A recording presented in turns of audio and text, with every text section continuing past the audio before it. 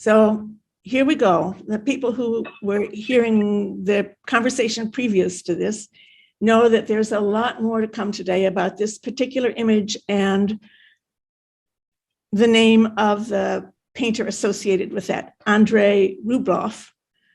So this icon goes by various names, but sometimes the Old Testament Trinity is a good way to refer to it because it kind of covers the nature of the subject matter, which is, it's based on the story of Abraham and Sarah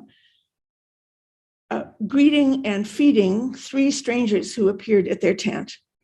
And that's what the way Ghiberti on the Gates of Paradise showed it down here.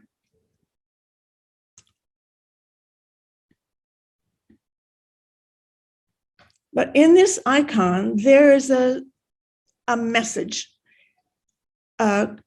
strictly Christian sort of tendentious message in it, by not even showing Abraham and Sarah, but assuming that people looking at this would know or would be told that when you see these three angels, that refers to that story.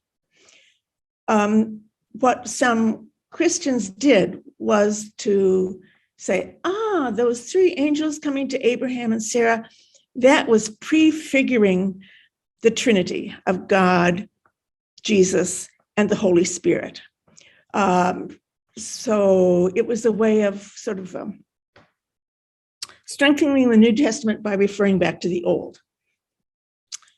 And in this icon, to sort of further suggest that that's what the meaning of these three is, that the central figure is so much more dominant. They all lean their heads in this rather a characteristic way, but this one's up higher than the rest. And this is such a stronger color. It stands out against the sheen of the gold and the largely pastels elsewhere.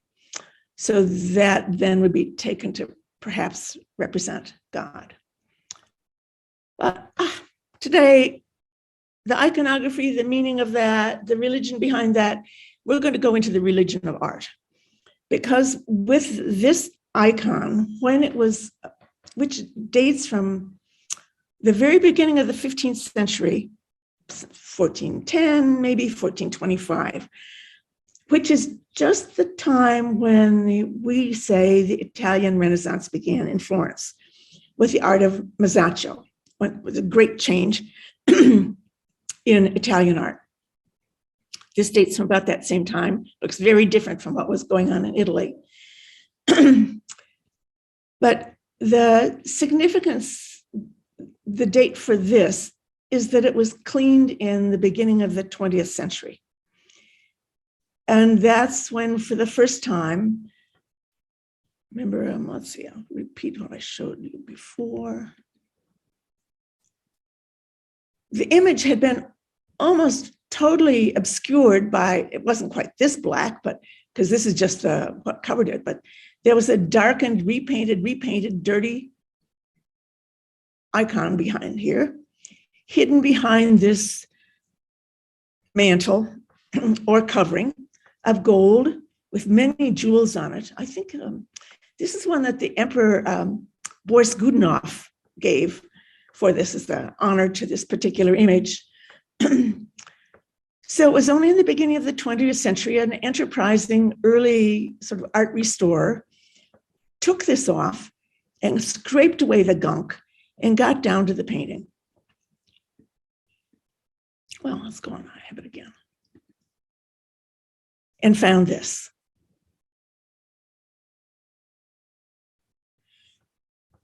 The first thing I was questioning myself about, why was this, other than the startling revelation of the color and the magnificence of images that everybody was taking were dark because they had gotten dark over the eras and they just believed that's the way they were. Why did this painting make such an international sensation? It wasn't just in Russia. or even why did it make such a sensation in Russia? And I came up with a theory first, and then I'll come back to some more. It's a little more factual. My theory was the most current novel style spreading across Europe and in the US too was Art Nouveau. And the qualities of Art Nouveau are strong outlines, a lot of curves, and a lot of elongation, and also a preference for the new chemical paints, like lavender paint was only first synthesized in the late 19th century.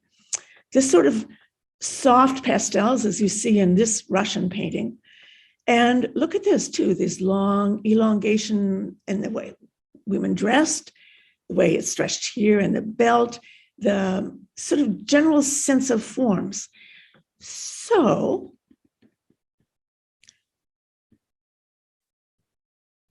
the art-loving public might have been predisposed to especially respond to this because they were responding to something similar in the art of their own day. So that's my theory.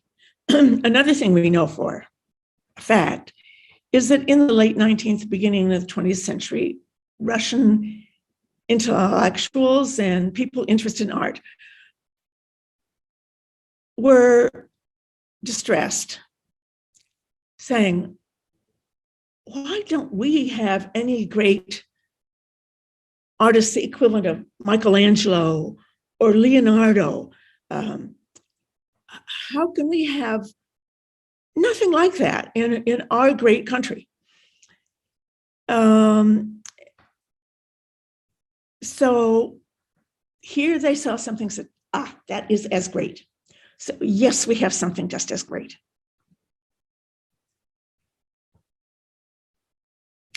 So I want to read to you something written by one of these men who's like, oh, what's with Russian art? Why aren't we as great as the West? When he was still looking at this undercovered when before it was cleaned, he marveled at this painting, and he called it the painting of the Byzantines, and was absolutely convinced that their students, the Italians, now that is true, that first icon I showed you from the National Gallery in Washington was probably made by Italians, trained by Byzantine artists who had fled to Italy during the time the Venetians had sacked Constantinople and overrun the city.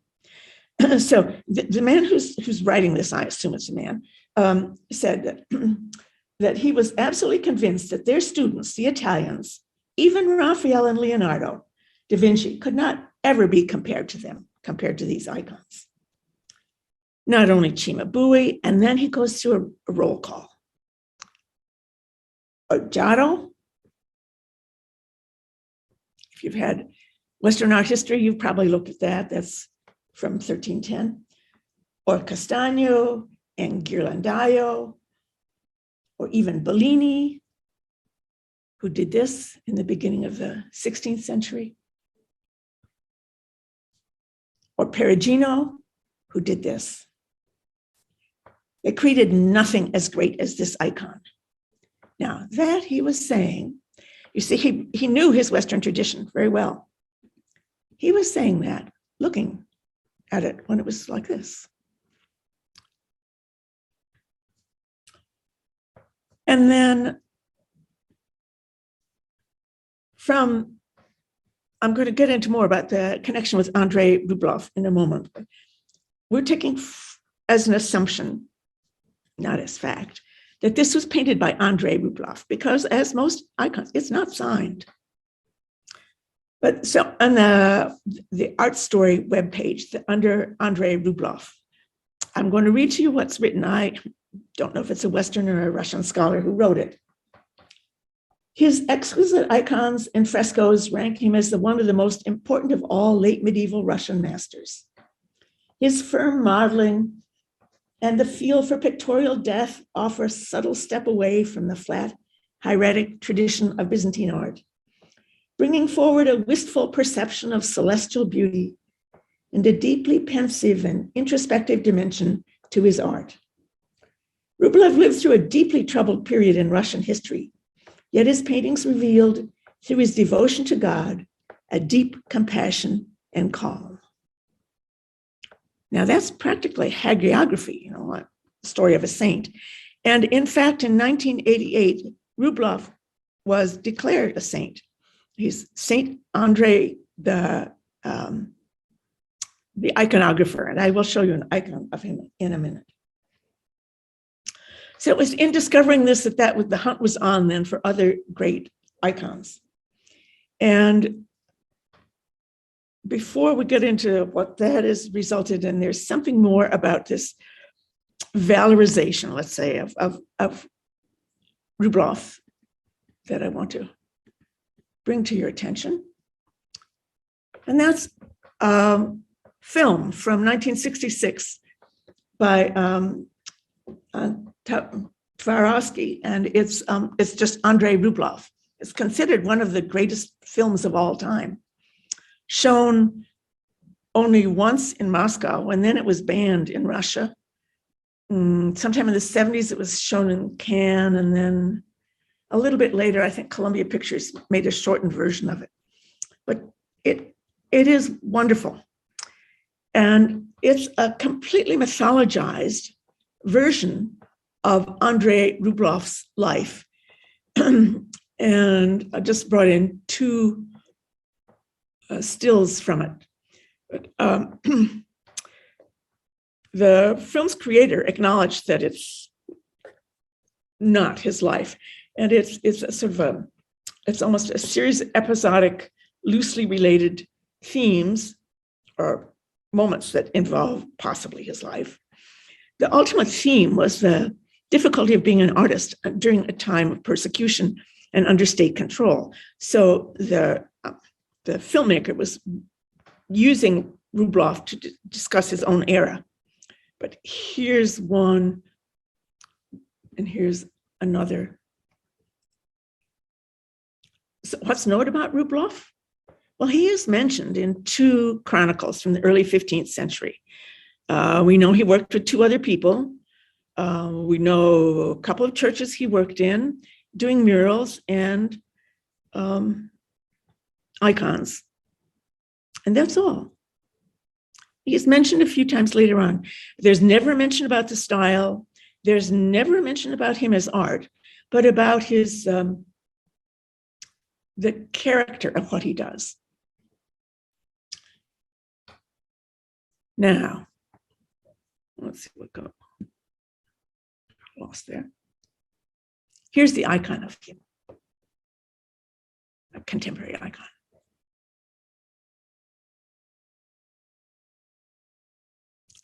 The story gets interesting when we look at a couple of other icons from Zvenigorod, Zvenigorod, that were discovered in a shack in that town. This is big, it's actually about 5 feet high.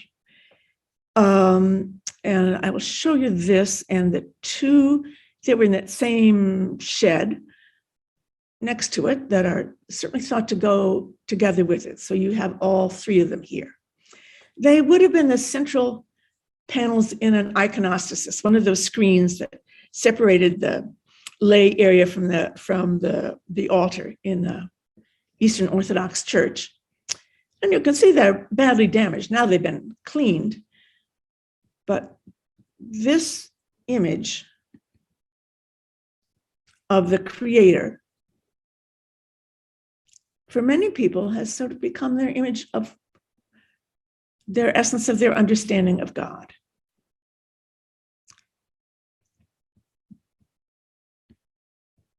And upon seeing these three, one man who is an artist, art historian, and political functionary said, well, these have to be by Rublev too, because they're just so good. If you had that one painting, what else had he done? And so then it was thought that it must be these, and there have been other works suggested.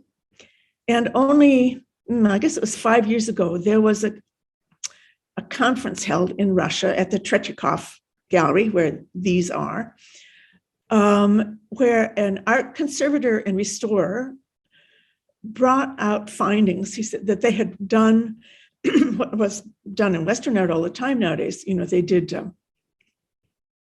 radiographic analysis so they could see the underdrawing, and they analyzed the paint. They just look at these to the greatest degree possible. Some things we could maybe see even looking here. That face looks so different from this and this. The first thing is, well, these are not by the same artist. And then they compared looking at the X-ray images of this and the X-ray images of the Holy Trinity and said, the Trinity is made, the underdrawing, whoever did that was sort of sketching it in with their very loose lines and lots of thin layers of color, as if it's sort of being composed on this, just as it was being put on the wood. Whereas this has single thin line drawings in very methodical, thicker layers of color. So this isn't approached the same way the other one is. Why should we think this is the same artist? We shouldn't. There must have been many great artists. Why would it only be Andrei Rublev? So that was very upsetting for a number of people, has been upsetting to a number of people, because it's like their hero is crashing to the ground with this. But then the scholars also said, when you go back at the records and you look at those chronicles that mentioned Rublev, they mentioned he did a painting in that church, but the one that we have wouldn't fit in the space then. This is probably not the painting that's recorded in the record. So the authorship by Andrei Rublev, the appearance of anything by Andrei Rublev done is now, if you follow the science, up for speculation. It's quite a remarkable change.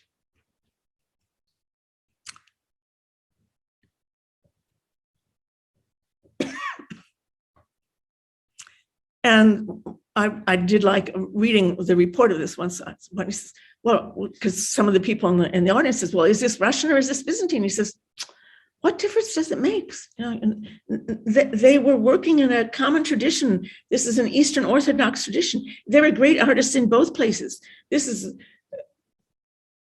the ethnic origin can't be answered and is not really relevant. So we're going to look at more today about how politics are so thoroughly involved. I wanted to say there's also was one particular version of that version of Vladimir that we saw last time that has been attributed to Rublev as well, saying it's this one, because the angle of the eyes here is slightly different from, there it is again, where she's staring off into space from the Virgin of Vladimir version. I just say that to remind you that these icons were copied repeatedly. And there's one other little tidbit that's more related to the Virgin of Vladimir than the others. Most of the miracle-working icons were not originally thought as being either Byzantine or Russian. The miracle ones generally thought to have just miraculously appeared. Like we looked at one last time that was fishermen were over a lake and they saw this image hovering in a golden aura above it. And then it began to appear in several towns nearby. So almost all they're thought not to be produced by human hands. So that completely removes it from the Rublev controversy completely. That will be our farewell to icons. And today, primarily, we're going to be looking at art that's deeply involved in Russian politics and Russian self-understanding. But there's a little transition we make here. This is a portrait of Peter the Great. Now, he was the Russian Tsar who did not initiate, but really pushed forward the Westernization, especially of Western Russia. That he founded the city of St. Petersburg, naming it after his patron saint. And he had that just drive to bring Russia into the realm of the science and cultural life and not the political life of Western Europe. This portrait of him, in fact, was made by an Englishman because Peter the Great spent time in the West. He especially wanted to study shipbuilding because he wanted to build this fleet. But this was a court painter for the King of England, and this painting actually belongs to the Queen's collection. You might say it's kind of it's a conventional portrait of regal glory, but a man of extraordinary proportions, which is actually true, that he was very long with small head and small limbs. So there's a limit to how idealizing there could be for it. Well, Peter the Great founded encouraged the founding of an Academy of Arts in St. Petersburg, the Imperial Academy of Arts and Sculpture. And here you see it. What greater proclamation could there be that the turn is toward the West? Because this is like a version of a structure you could find at Versailles, you could find in Whitehall in England. This is a totally neoclassical structure. And any young artist who wanted to have a career needed to pass through its portals and get an education here. It's the same situation as in France. Any aspiring, ambitious artist went to the École des Beaux-Arts, a state-sanctioned school, because going to either the St. Petersburg Academy or the École des Beaux-Arts, if you graduate with a diploma, and especially if you win some prizes, that says that you're a good artist. People who aren't interested in art know that it's safe to buy anything by you because you're good, because you went to their schools. And more than that, the St. Petersburg Academy, like the École des Beaux-Arts, offered prizes in annual competitions. If you won one of their prizes, you were given a stipend and a period of time to work in Italy. So you could see all the great masters, you could travel around.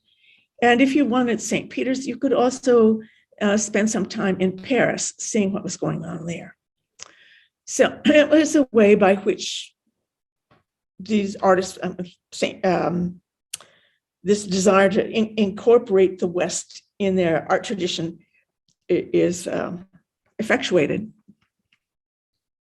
Just give you a couple of what they look like. This is one of the halls in that academy, which still exists, but it's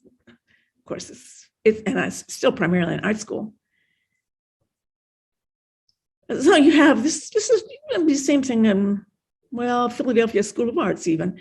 You'd have a hall of plaster casts of all famous works from antiquity, so that you were studying the classical tradition. Kind of a formidable environment. And I just give you two paintings produced by artists who were prominent at the Academy. This is a standard Western European pose, the drapery, the columns, goes way back to, you can think of Rubens, even a little of Velázquez in this kind of grandeur. This is a duke, or rather wistful portraits of young women with a neoclassical costume. And figures like this, they might faint bells ring for you. that they're a little like Ingres' work, like the Countess d'Haussonville at the Frick. And actually, Ingres was their real model. So they were being trained in the French neoclassical tradition primarily. And that's what the prizes were for when they had exhibitions. Now, for these exhibitions, just as in the French Academy, there would be a subject determined in advance.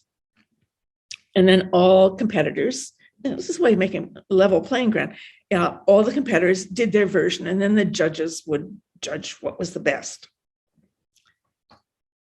In 1863, 1864, there were a group of just not much more than a handful of artists who rebelled against this.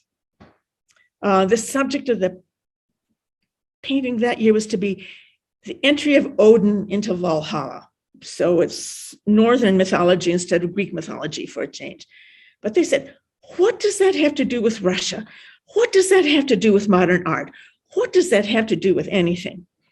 And especially this would be a salient issue at the time, because it was only in 1861 that the serfs had finally been emancipated. So there had been a tremendous, same time as slavery ended in this country, there was a tremendous upheaval, that there were now serfs, peasants, uneducated, untrained, for the first time free to leave the land to which they had been bound. You had just poverty, just enormous distress. If you look at the Roman populace overall, instead of looking only at the nobility and the intelligentsia. And these young artists just withdrew. They said they wouldn't do it. Well, of course, what they're doing is, in the short run, they're slitting their own throats, because they're not going to get commissions, because they're not going to have their mandatory certificates. And here these young men are, with a few more. At first, what they did, they all took a single apartment. They shared their resources. It was a very utopian group. And then on Thursday nights, weekly, they invited their friends and writers, various kinds of thinkers to come in these kind of soirees to talk about, well, what should art be? If it shouldn't be neoclassical, it shouldn't be tied to the past, what kind of art do we need? So the number of them moved from St. Petersburg, and they moved to Moscow, and they formed a group. I think in English they're generally called the Wanderers. Now that makes it sound like they're pretty feckless, like just guys wandering around on the roads. But it referred to something quite different, that they decided to have their own exhibitions of their own paintings. And they wouldn't have them only in Moscow and St. Petersburg, where the urban elite and the royal family could come and see them and buy them. But they would have these shows in various places across Russia, so that people who had never seen art would have an opportunity to learn from it, to have access to it, to be enlightened by it. So these were artists who then are moved primarily by social conscience and with deep social aims. Their desire is to create an art for Russia, reflecting Russia, and helping to elevate Russia. One thing that's going to totally affect the look of everything we look at today. But I'll come back to that in a minute. This, I hope, is familiar to almost everyone. That's Manet's Janae, Soulier. That's from exactly the same time. So Manet exhibited this in 1863. And in Paris, it caused a storm, because there were a number of people who coming upon this, even if they didn't know Manet and couldn't recognize that was his usual model and couldn't recognize that Manet's brother was posed for this picture. They looked at this and said, did this happen? Is Manet advocating that this is what life should be like? I mean, of course, that was, Manet was, no, he was just making a picture. He was updating a painting of centuries earlier by Titian. So the people coming in Paris to see this were coming expecting art that had a message that they were to learn from. A kind of a running along a parallel path, but going in the opposite direction. The Catholic Church had lost its authority, and people were not turning to the church, but now they're turning in the West increasingly to literature and the visual arts for models of the way to live. So their expectations were totally blown out of the water when they saw this. But their expectations were now what the wanderers wanted to bring before the people in Russia. So the wanderers' paintings tend to be quite didactic, and there was consensus in the artists. The style should be very realistic, because that was something everybody could understand.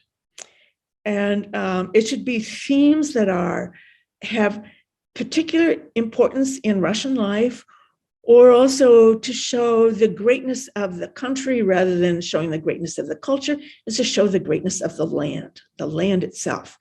And then there you can think of an American counterpart when you think of the Hudson River School, or you think of all those great paintings of painters who went out to the West, showing the towering mountains at the West Coast, and those great uninhabited landscapes. So the US was actually quite similar to Russia in that respect. So I'll just give you a couple of these paintings by the wanderers before we look at a few by the largest name associated with them. So you can see this. It's called the Refectory. And it's a critique of the clergy, of the priests, who are eating extremely well. There are all kinds of venal activities going on here, where there's one poor woman begging and there's another begging figure here, but how utterly ignored they are. So it's about the corruption of the church, the greed, the gluttony, the indifference to human suffering.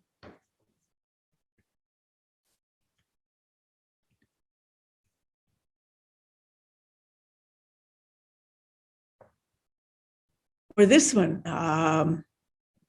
this has a more overt political content. This now is meant to be a portrait of Peter the Great with his son, who had joined with some of the nobility who'd lost power under Peter the Great, who wanted to roll back some of Peter the Great's reforms. And this son had fled Russia and then returned. And his father didn't just reproach him or control him, but signed his death warrant. And that's what's here. His father is willing to sacrifice his son rather than sacrifice his country and the reforms in his country. And, it's a very dramatic action.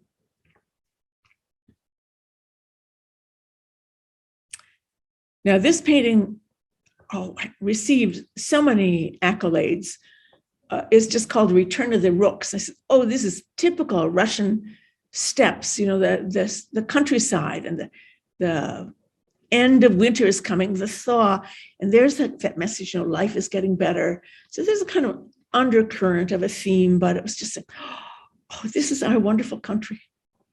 This is by an artist who's named Kramskuy, and he was actually the head of all the wanderers. He was sort of the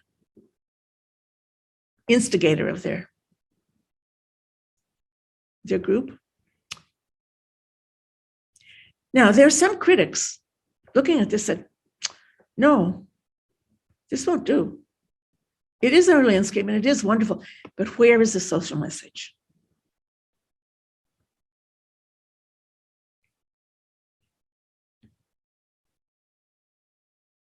So there is an artist who did one with a social message.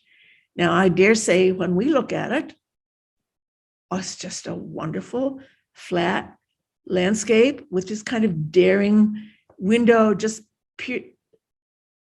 being pierced in the painting by this road going right through as if you go back and out and into the world and on forever.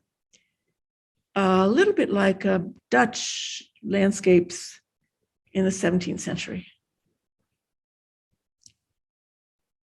So there's nothing innovative in the style, the way it's painted with composition.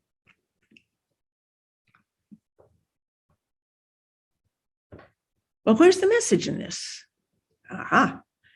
Supposedly, I get this only from what I read. To many people, this would be recognizable as this is the road that political prisoners walked. This is the way to Siberia.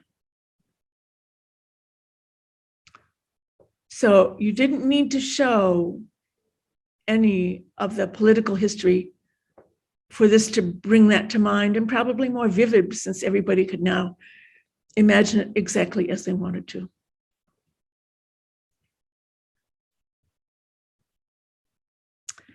And then I had missed that one. Let's go back to this.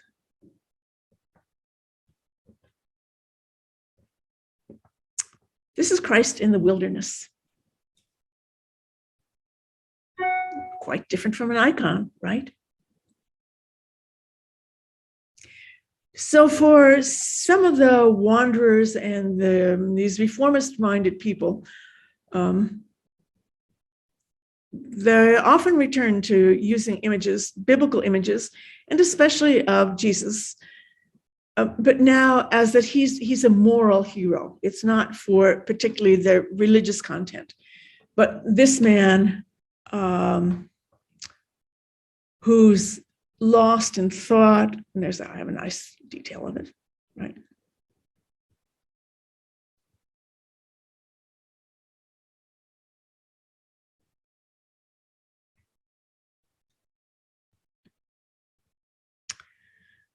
Who's withdrawn.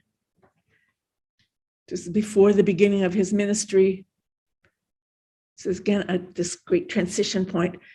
So the political and social message is in here even more strongly than the religious message. And the painter who did this had to face some objections from some newspaper critics saying like, well, it doesn't look like Jesus. To which the critic said,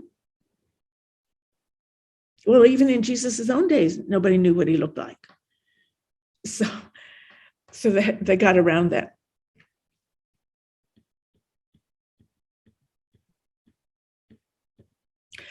Now, this is the artist, self-portrait of the artist, then spent the rest of the time on now, not all that much long. Ilya Repin, R-E-P-I-N, who's to many Russians, I understand, still considered one of the very greatest of the Russian artists. His paintings more familiar to a wide swath of people than most other Russian artists. He had a very long career, and let me give you his dates here.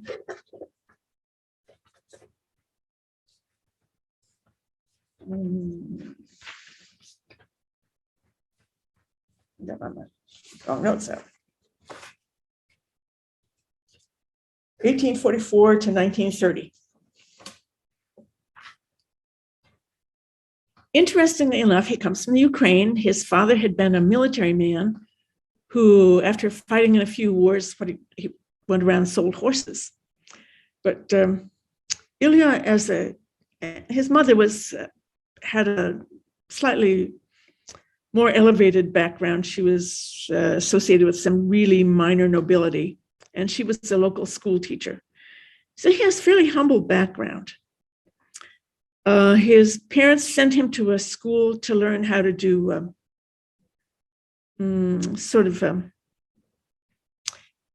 military topography, sort of surveying. That didn't take with him. And so his father agreed that when he was only 13, he could go apprentice with a painter. And you know what? An icon painter. For a few years, he restored icons, repainted icons, and restored murals in churches, country churches. He and a group of other young artists. So that was his start. But then he applied to the St. Petersburg Academy, didn't get in, but he went to St. Petersburg, took drawing classes, and then got in, ultimately winning prizes, and came to the attention of one of the Wanderers.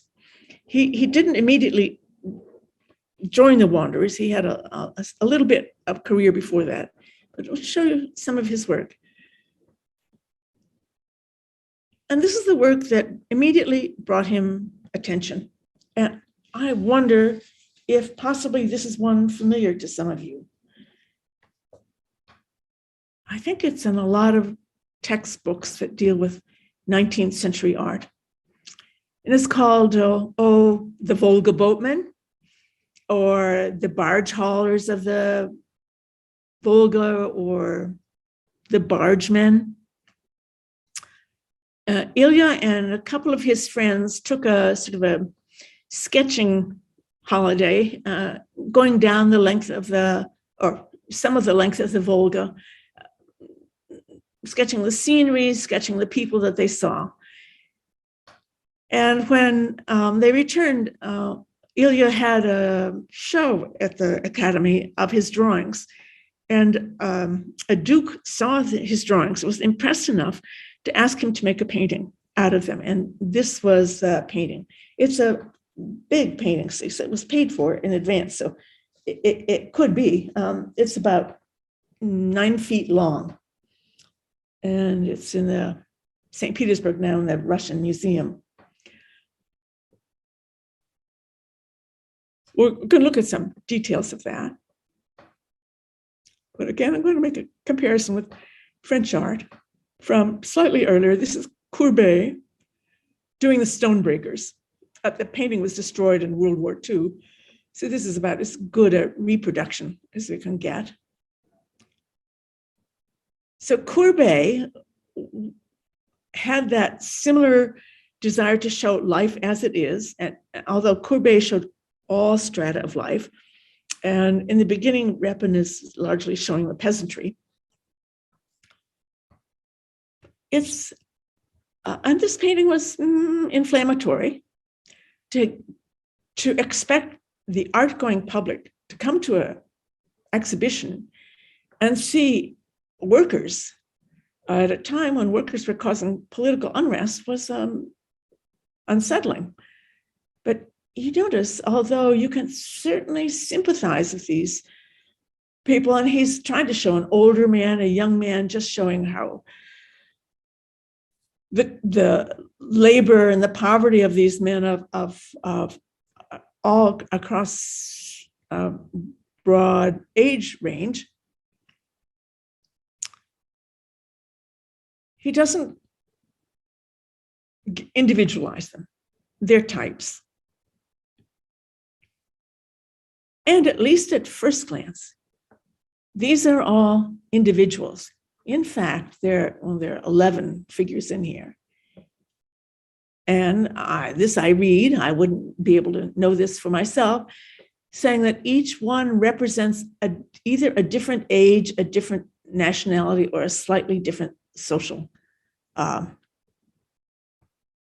niche. Now, this is an activity that actually continued. It was a job until the 1930s. It was finally banned.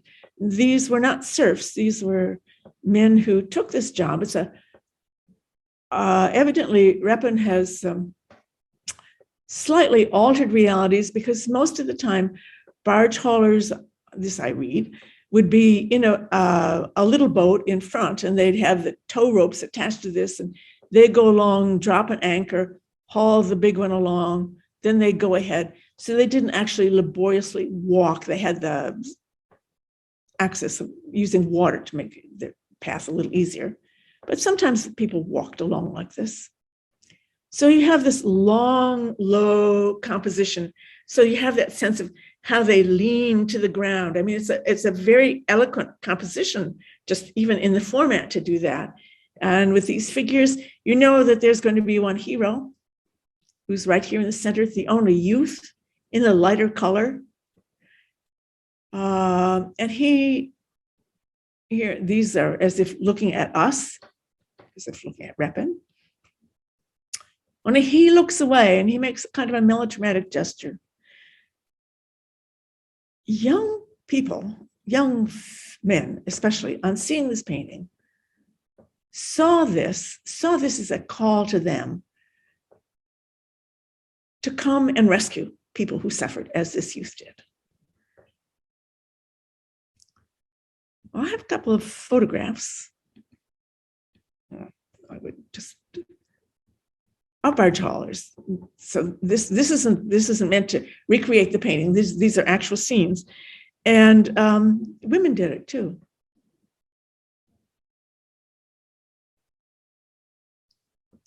So that's the actuality.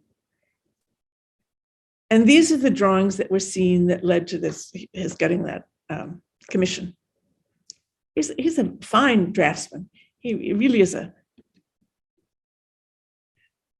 good, realistic artist. You could, to some extent, say it was almost like a Wyeth. It's like illustration.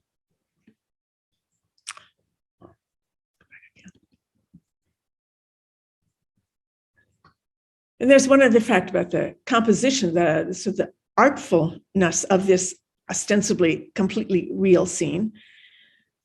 You have that as if they're being compressed, brought down to the ground. There's not a great expanse of sky up above. And also, when you remember that in Western art, the tradition is to, it's an artifice, but we take it as if it were truth, that we look at paintings as we do reading, that we go from left to right. To have them moving right to left just sort of increases a sense of the effort, the strain, as if that's just going against everything that's natural.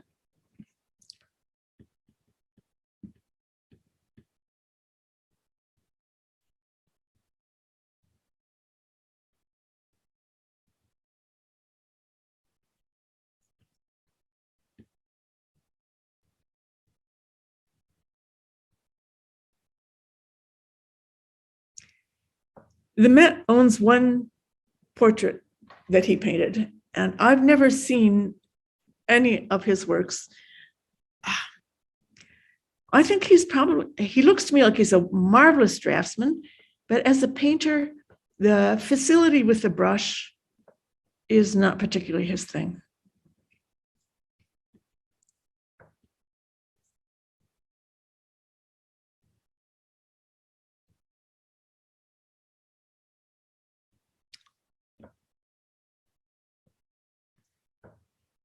Well, that painting, as I say, brought him to prominence. Not only him to prominence, but it brought him prominence outside Russia, because that painting was then sent to the Vienna International Exposition, where it attracted attention. This is another thing of matter, because earlier, about a decade earlier, the Russian paintings that had been sent to an international show in London were just excoriated. The people were excoriated, saying, this is all so derivative. I mean, Russian art is just terrible. These people are like trained monkeys. So this was rehabilitating the whole training of Russian art in when the Volga Boatman was shown, and it was received well. And as a result from that, Repin got a scholarship, really, for 2 years to spend time in Western Europe. He went to Austria, then to Italy, and then he came back and he studied in Paris. He had a sort of a garret studio and a small apartment, and he and his wife and their infant son lived there, and he went to the first Impressionist show. He was acquainted with their works. He learned how to paint out of doors like the Impressionists did. He studied some at the École des Beaux-Arts, so he was able then to do actually what those artists were doing under Peter the Great. But this is a portrait he did of his first wife in the 1870s. And that's based explicitly on a painting by Manet.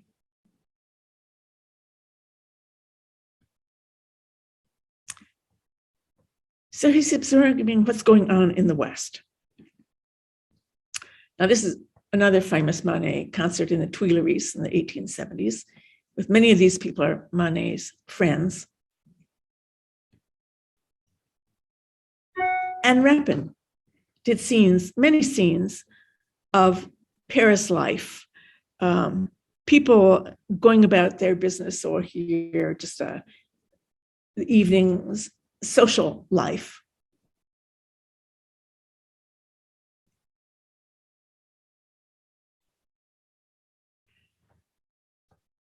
I believe it's possible that you can see he's quite alienated from these people. There is a quality of them being somewhat satirized in all of these. Although he never speaks of that being his goal.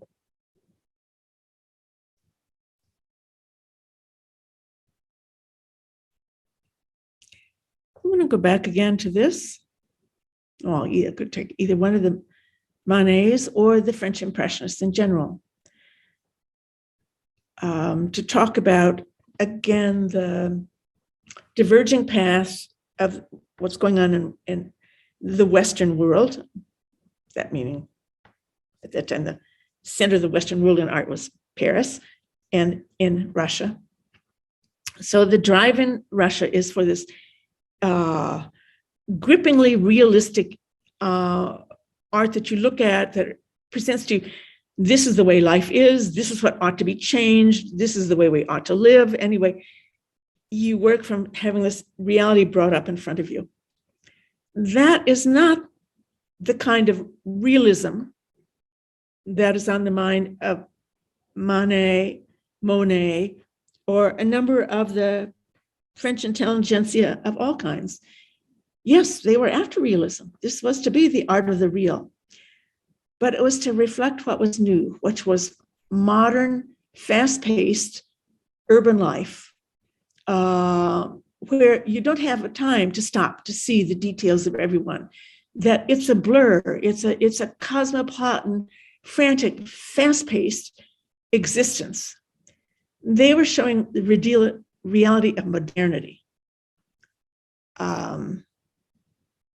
rather than the reality of society.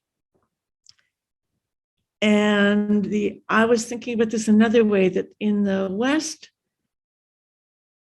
the shift is that these artists are a little bit more in the current of scientific investigation. They are seeking individual solutions. They are looking for new frontiers and doing something new and different, moving forward, doing things that are experimental, where in Russia, it is overwhelmingly that desire to change the life for everyone. So they reflect different agendas of their cultures. And Repin was pretty explicit, writing back to friends in Russia, that he thought that the Impressionists are quite infantile, in that although their handling of color, their handling of light, their painting was very fine, it was so shallow in its subject matter.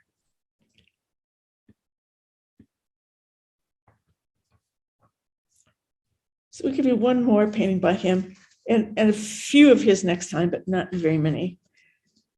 This is our, because we can finish this going back to icons, because that makes a nice wrap up for the hour. He did this painting of a religious procession of another one of those miracle working icons, an icon that still exists in Kursk. This is another very big painting, 9 feet long. People in his day were already a little bit, you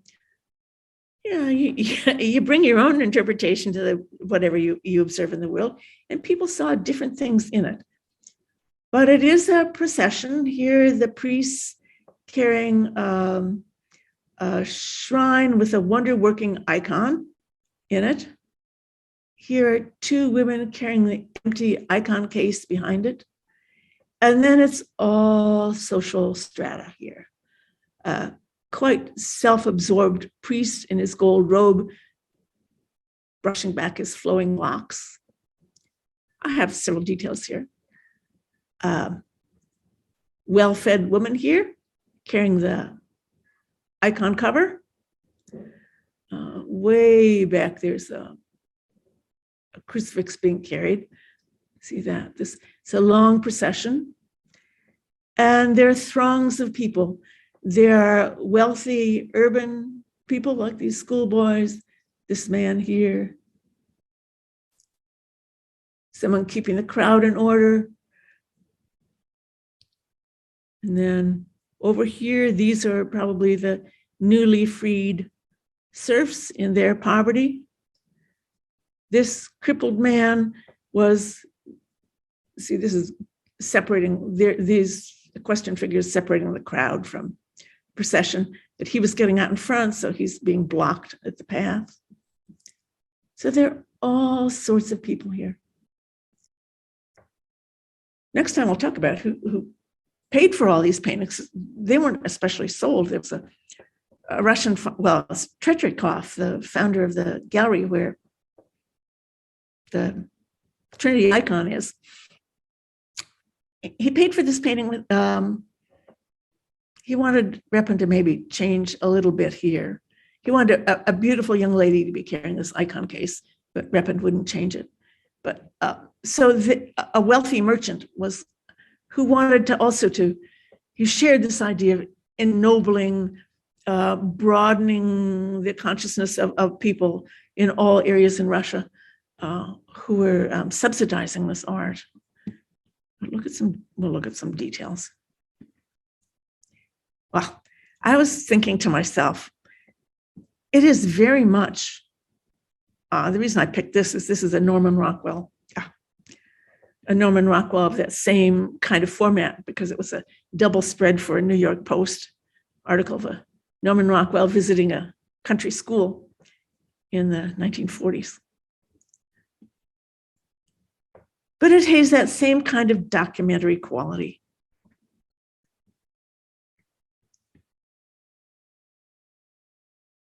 You don't have to search for the meaning. It's there. You enjoy all the particulars instead. Even shows this is a field where trees have recently been cut down. So these are priests.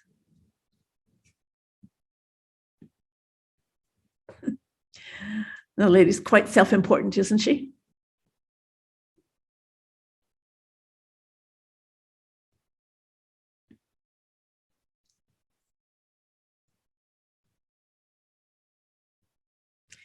He was a prodigiously productive, hardworking artist.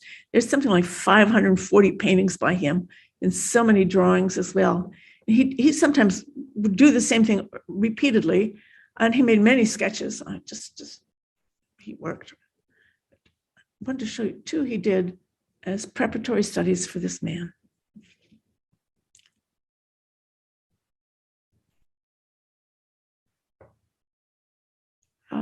I think often, sometimes the sort of preparatory work have more life to them than the final sort of grand pieces.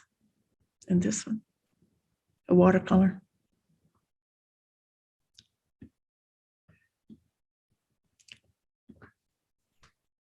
Oh, well, it's time's over. So this is what you're going to start with next time. And then we will get into what we still would call very modern art. This is Ivan the Great. This painting has been vandalized, and this painting is still something that's of current social and political interest in Russia. So the hour is up. I will, of course, welcome any comments. I'll get out of the screen share unless there's anything anyone wants to have me go back to for you to look at.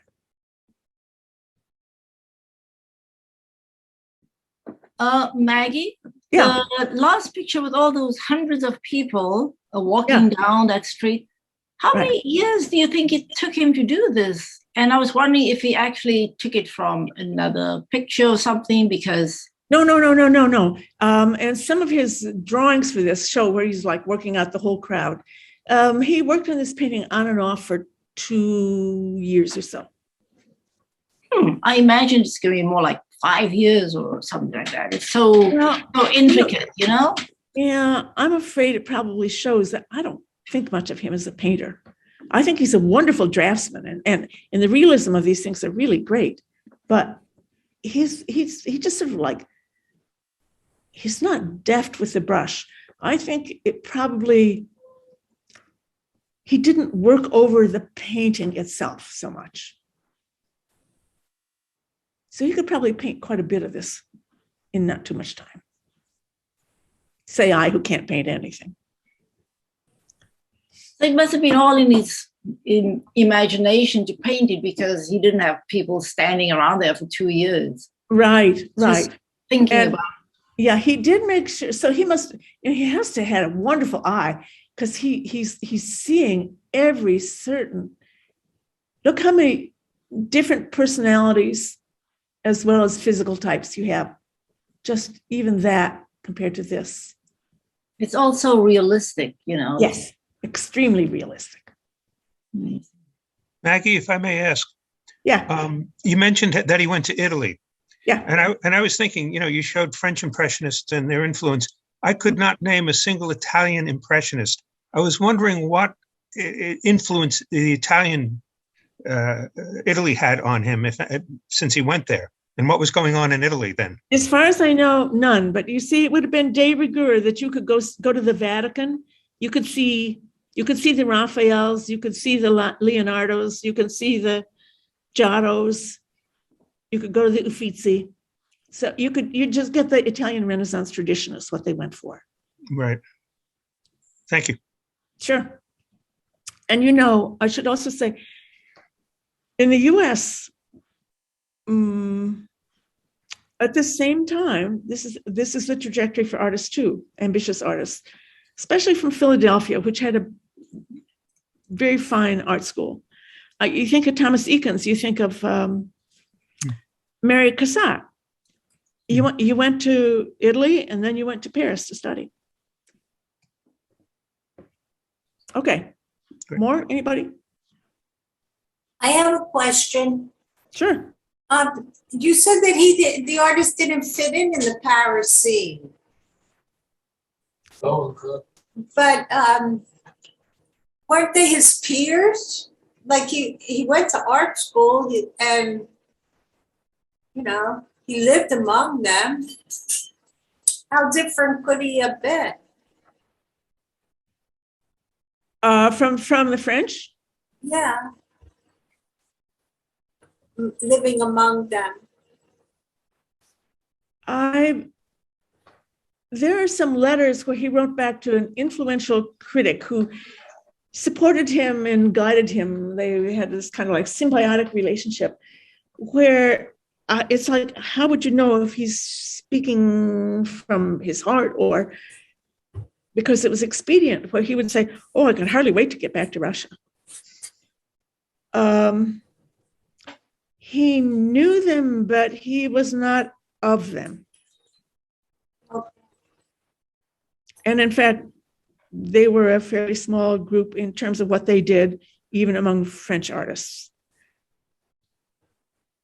Thank you. Mm-hmm. Maggie, what do you think is wrong with his brush technique? See, I'm like, who am I to say? I'm like, Margaret, I just had decided I should be up front with it because I was to think, otherwise you should know that's my bias. And I didn't want to infect you with my bias. Mine was that I think, what could I say? Let's get them.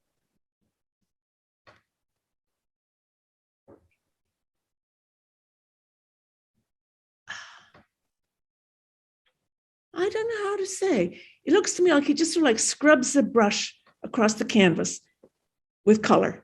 And then he does another one and then another one. He doesn't build it. He doesn't blend it. It's just, I honestly don't know how to say why this irritates me. I like Is it. it kind of rough? Yeah. And you know, like they're plenty rough.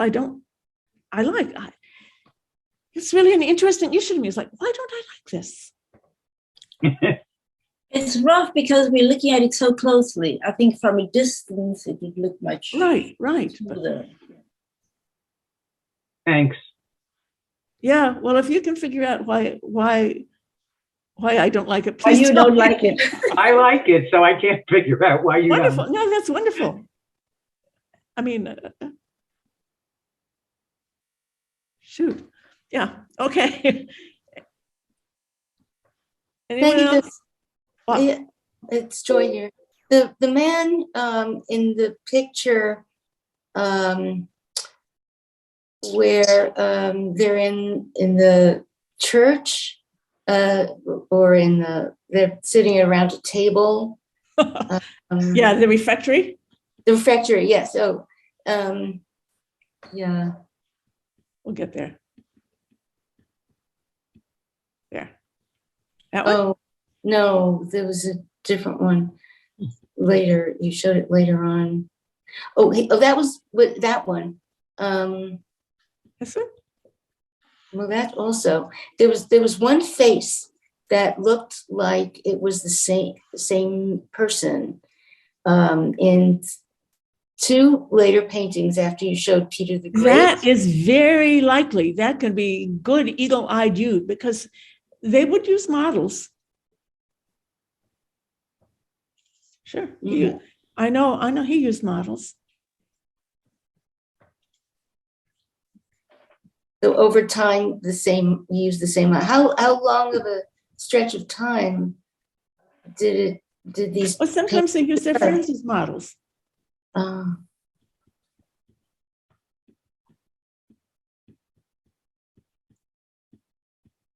Oh, that one. No. Anyway, Okay. Well, all right. Thank you. It just struck me that Yeah. there was a repeat, or it seemed like no, it's true. It's true. they were There are. resembling. Thank you so. And next time, very quickly, we'll look at a number of repeats. He did a Tolstoy, who was a good friend of his, but only a few, and then we'll get into avowedly modern. Okay, well, next week then. Thank you. Thank you. Sure. Thank you. Thank you. Putting in the Thank you chat. very much.